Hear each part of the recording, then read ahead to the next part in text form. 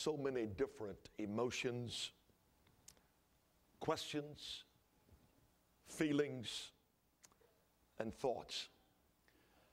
I'm going to give you permission today to be honest with yourself and with your feelings, because I'm going to be very transparent with you today in the things that I'm going to share.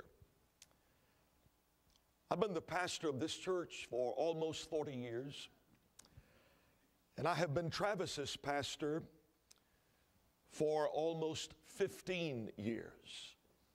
Yesterday was Travis's 15th birthday. I've done a lot of funerals in the last almost 40 years, but this never gets any easier. The death of a child is the most difficult thing that we experience, I believe, on this earth. Travis's fight with cancer for 3 years did not end the way that I wanted it to, or the way that I expected it to. One of the big questions that I have struggled with throughout all the years of my ministry, and I used to not reveal this question. I used to hide it when I was younger. I thought that ministers had to have a perfect answer for every question, but time has taught me that some questions in this world do not always have perfect answers. One of the big questions in my mind that I've struggled with is that why are some healed and some are not? I think all of us from time to time have dealt with that question. I know personally that God heals miraculously, for I myself have experienced God's healing touch in my personal bout with cancer. However, I've come to realize that some things in this world, for whatever reason, God has chosen not to give us the full and the complete answer. In fact, the Bible says in Deuteronomy 29:29, the secret things belong to the Lord our God, but those things which are revealed belong unto us and to our children forever, that we may do all the words of this law. In fact, that question that I just posed to you, I can tell you now, is the first question on my list that I'm going to ask Jesus when I get to heaven. I've come to realize that God is omnipotent, all-powerful. God is omniscient, all-knowing. That God has perfect knowledge of everything all the time.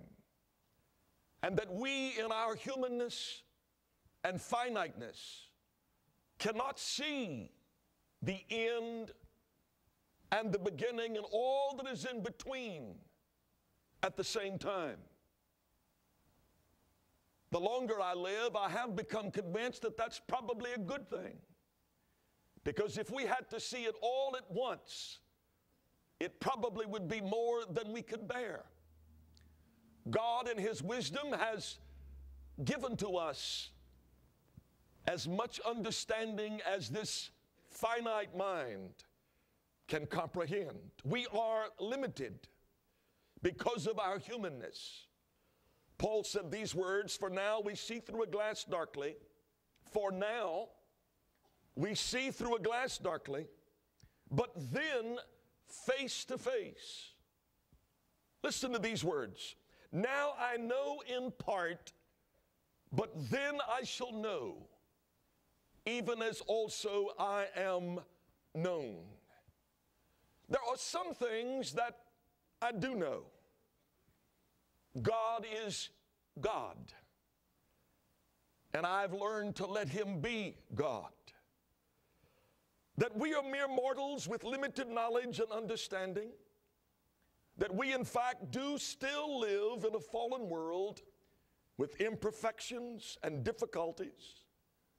I do know this, that sickness and suffering and death and pain do not come from God, but from the worst enemy we have, from Satan himself. Jesus said it. The thief cometh but for to steal and to kill and to destroy. But Jesus said, I am come that you might have life and have it more abundantly.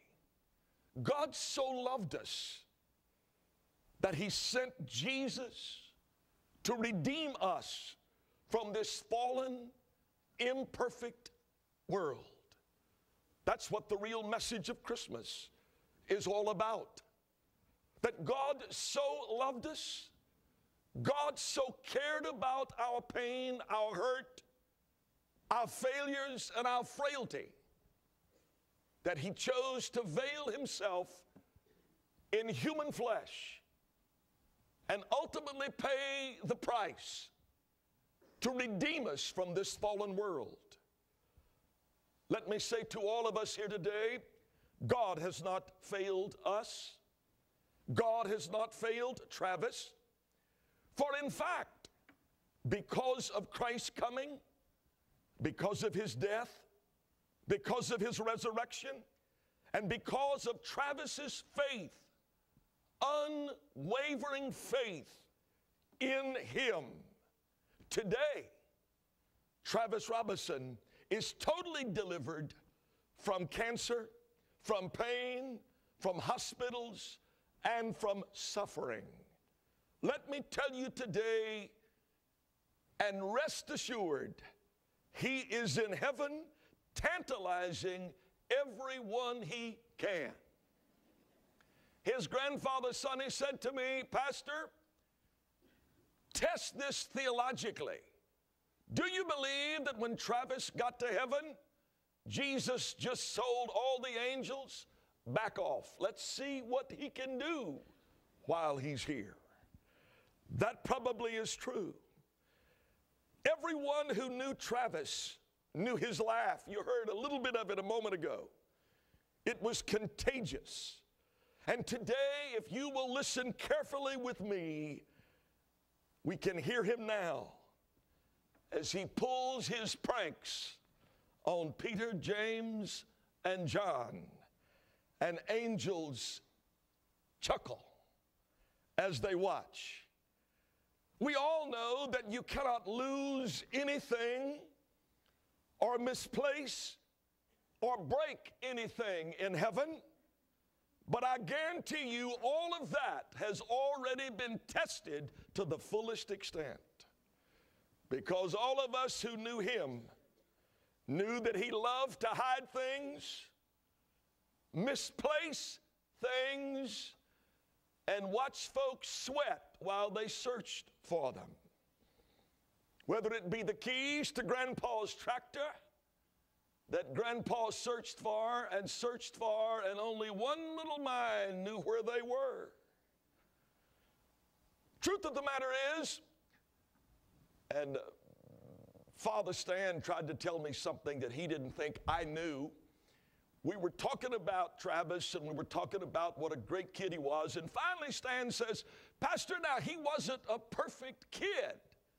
I said, really? Then I said to him, and neither were you, sir. And neither was I. Travis was my kind of boy. He was all boy. If something got broke or something was in disarray or missing, usually there was one person that knew where it was. That was Travis. I promise you today, heaven is not the same. I promise you that there are sounds in heaven that probably have never been heard before. And he is probably blaming them on somebody else. In the hospital room, on occasion, a sound of nature would be heard. And he would say to the nurse, that was my grandma.